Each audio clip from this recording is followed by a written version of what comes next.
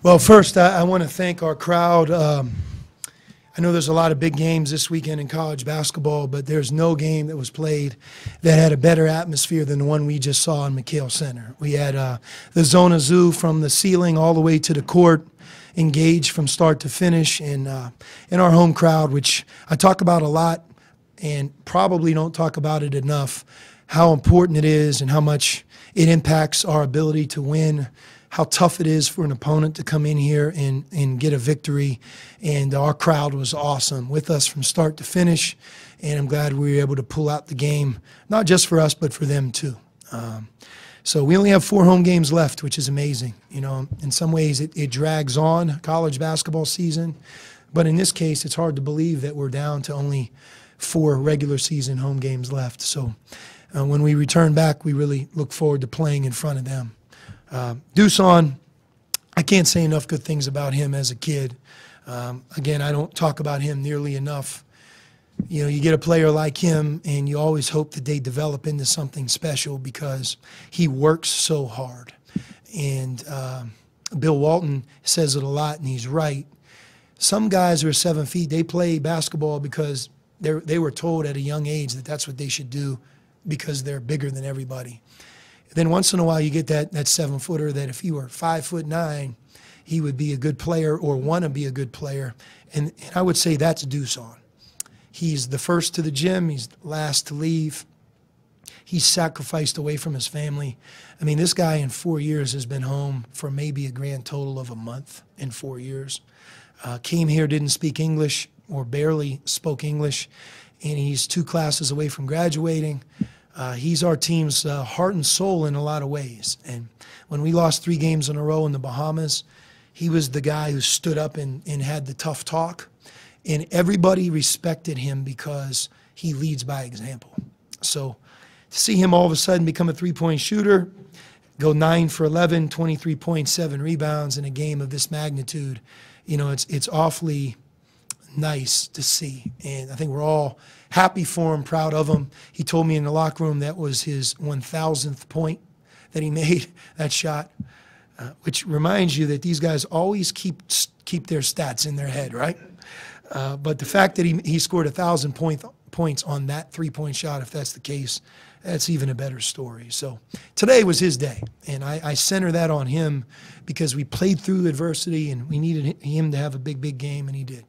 It's been his week, actually. Thursday was another one of those games. He's been really good in the last couple of games, 3 games. When we took him to the Pac-12 Media Day, I told him that in the 9 years that I've gone to Pac-12 Media Day, I've never taken a player who didn't become an all-conference player.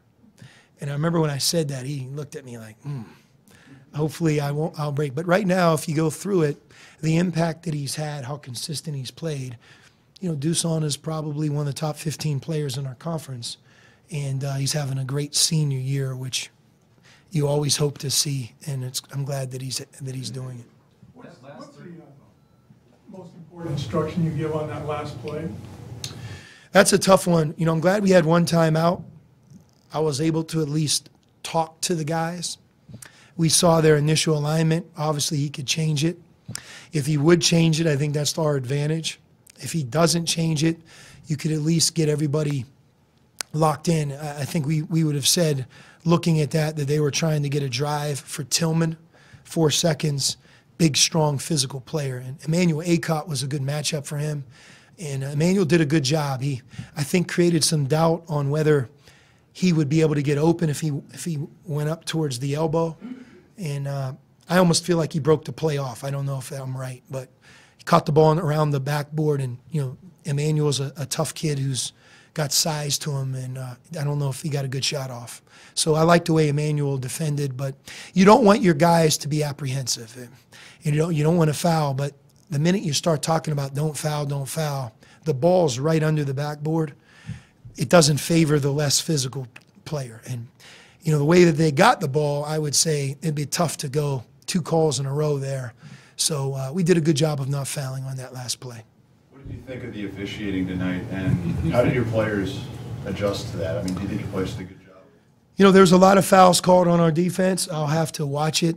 Sometimes what you think in the emotion of the game and what you see when you really are in the quiet of wherever you watch it, you kind of see that they were right. So we'll have to take a look at it. But fouling has plagued our defense. That's one thing I know. And we have to get better at that. But it was a tough game, playing through that, not letting it just steal your confidence and mind. We did a good job of that. We entered that last 4-minute segment, and that might have been our best basketball of the second half, both on offense and defense. We got some stops that we needed, so I give our players a lot of credit for that. Sometimes when things aren't going in your direction, it's tough to change it back, and we did. And what does that say about how far they've come in terms of maturity? Well, if you follow our team closely, and I wish this wasn't the case, at the 4-minute media timeout, you could flip a coin on who's going to win because most of the time it's been very, very close. One-possession games. This weekend, we had a lot of players step up, but, Raleigh Alkins is a big part of what we do, and I think to win this homestand and beat these two teams without them, I'm happy Raleigh is able to get some rest. It builds confidence in some guys that got a bigger opportunity, but you could feel us wear down in both games, and I think the good news is Raleigh, he takes care of that to some degree. But you guys continue to do really well in that 4-minute stretch, that 10 We do. more, that 10. Yep. What is it? I'm not sure it's not magic, but you guys are doing really well. Well, usually it's great free throw shooting on offense and tough defense. We only scored 6 points from the foul line tonight, and we had 2 second shots, which I would say potentially are both season lows for us. But we made up for it because we shot 64%. So, and I would say out of the 15 turnovers, my guess is 6 or 7 were offensive fouls. So again, that's tough, to play through the offensive fouls. 15 turnovers seems like a lot, but when you factor in how we got those, that took away some good scoring opportunities for us. What did you like offensively? It seemed like you played pretty well except for that one stretch in the second half. Yeah, we moved the ball well. 19 assists is great. Like I said, 15 turnovers. I'll put an asterisk next to it because you don't have usually that many offensive fouls. We'll have to take a look at those. But we had an unselfish team. DeAndre and Dusan shot 21 times between them, and they made 15. By the way, DeAndre made a 3 as well. So we were 4 for 4 from the three-point line between those two guys. It'll be interesting to see what they do next game. I hope they're 0 for 0. You've been in a number of close games and you've survived them, obviously, we just talked about that. These are probably better off than 20-point wins. You learn more and you get maybe the team hardened for down the road. Well, one thing's for sure, our players understand how hard it is to win games. And, a lot of teams are gunning for us. Utah, they're not off the mark very far to be in the NCAA tournament. I mean, they had a shot go in and out in Salt Lake City against ASU. They just won on the road against ASU. Both of their games against us could have gone either way. And, they could really put it together down the stretch. Larry is a really good coach and puts his guys in a great position. And on defense, they're a hard team to play against because they're so unique. Even when you play well on offense, it almost feels like you didn't because how we just played is so different from what we normally do. And but I give our guys credit for finding a way. Would you say to Dusan after that 3 at the end? I really didn't know what to say. I was so surprised he took the 3. I couldn't believe it. And then when that thing went in, I'm not sure how I reacted, but I'm glad it went in for him. That's what I'll say. Was that a sign of just that different Yeah. level of confidence that he would take that? Right. No doubt, and I hit on this prior or after our Colorado game. Confidence is big for all of our players. But it's really, really nice to see Dusan have the confidence that he does because he hasn't always had great confidence playing here. Some of it was probably me, taking him in and out, trying to make him a better defensive player and maybe not understanding his gifts on offense enough. But I know this, he's in a really good place, and he takes a lot of pride in winning. I think he had his 500th rebound tonight as well. At least that's what he told me. So we'll have to check on that. But, Dusan, you come here, 1,000 points, 500 rebounds. He'll leave here as the all-time winningest player. He's a great guy to have on your side. I know this, every coach in our conference would love to have him. Even Shrewsbury even practice at all? Not really. Yeah, not really. So, So you're not one of the guys on the sidelines that goes, what are you doing? What are you, oh, no, and then, oh, okay. no, I'm really happy it went in. We really ran that play to go throw it to DeAndre, try to throw it to him over the top, but he decided to let one go, and it went in. What you said about Raleigh earlier, are you optimistic he comes back? He can come back next week? Yeah, and Bruce, you have to trust me on this. It's not as if we're hiding anything. If I knew more information, I'd be the first to tell you. He doesn't have a fracture of any kind. We've given him a CAT scan, an MRI, and an X-ray. His bone is healing. In some parts of it, it's completely healed. In others, it's good healing. But when a player has a foot like his that's been surgically repaired and he runs into some discomfort all of a sudden, you really just have to shut him down. And then while he's being shut down, you get your fingers crossed that his pain subsides, lessens, and then eventually goes away. In 2 days on the Bay trip, it went from maybe a level 4 or 5 to nothing. If you watch the Stanford game closely, you couldn't even tell he was hurt. And then even after the game, it was a little sore, but it wasn't like he wasn't in excruciating pain. But that soreness stayed with him, and as it's now stayed with him, we've called in the doctors. We've done all this. We rely on Justin, and we rely on Raleigh.